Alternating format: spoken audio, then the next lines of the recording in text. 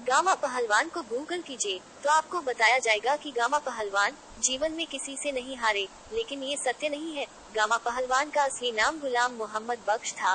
भारत विभाजन के बाद ये पाकिस्तान में बस गए थे। बड़ौदा के संग्रहालय में एक पत्थर रखा है जिसका वजन 1200 किलो है। 23 दिसंबर 1902 को इतने भारी पत्थर को उठाकर गामा पहलवान कुछ कदम चले थे। एक अकेले आदमी के 1200 किलो का पत्थर उठाने का अजूबा करने वाले पहलवान का नाम था गामा पहलवान। आज भी वो पत्थर बड़ौदा में रखा हुआ है, लेकिन उस गामा पहलवान को जिसे दुनिया में कोई नहीं हरा सका, उसे हराया मथुरा के प्रसिद्ध पहलवान चंद्रसेन टिक्की वाले ने, मथुरा के प्रसिद्ध मोहन पहलवान के पिता। ये सारा किस्सा आपको इंटरनेट पर नहीं मिलेगा, क्योंकि इंटरनेट पर सब कुछ उपलब्ध नहीं है। मथुरा के प्रसिद्ध बलदेव पहलवान ने अपनी उम्र बढ़ने के कारण मथुरा के ही चंद्रसेन टिक्की वाले को बोला कि तुम अभी जवान हो, तुम जाकर गामा पहलवान से लड़ो। चंद्रसेन टिक्की वाले ने कहा कि मेरी तबीयत ठीक नहीं है, बुखार है, मैं नहीं जा पाऊंगा कलकत्ता लड़ने। तो बलदेव जी ने कहा कि तुम्हारे लंगोट पर मैं 5000 रुपए उस समय के लगाता हूँ। ये सुनकर चंद्रसेन टिक्की वाले जोश में आ गए और बोले, अब तो गुरु गुरु ब्रज में मित्र और गुरु या जानकार किसी को भी कह देते हैं, जाना ही पड़ेगा। चंद्रसेन टिक्की वाले कलकत्ता पहुंच गए और गामा पहलवान से कुश्ती की बात रख दी। पर खरीद फरोख्त खेलों में आज ही नहीं पहले भी होती थी और उनको भी कहा गया कि तुम मत लड़ो। चंद्रसेन टिक्की वाले लंबाई चौड़ाई में गामा पहलवान से दुगुने नहीं तो 1.5 गुने तो रहे ही होंगे, पर चंद्रसेन पहलवान ने मना कर दिया कि वो जुबान देकर आए हैं, लड़कर ही जाएंगे।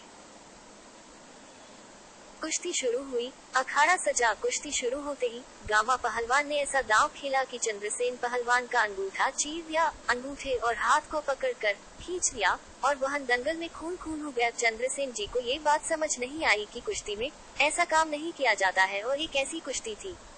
उन्होंने फिर एक ही दांव खेला और ऐसा खेला कि गामा पहलवान उसी एक दांव में बेहोश।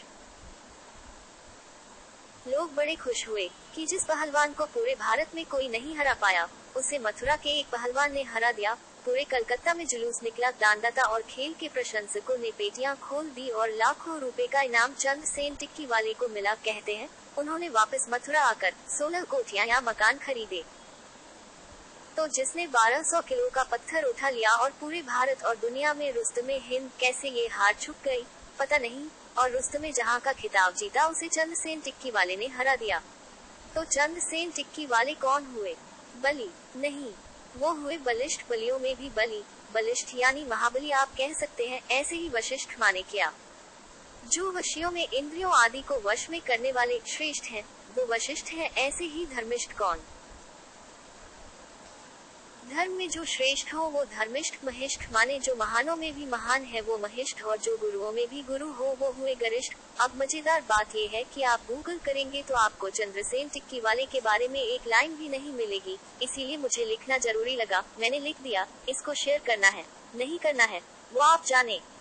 अब ये सब बातें मुझे कैसे पता चली, तो इसका सार ये है कि जो केले के पात में पात, त्यों संतन की बात में बात में बात।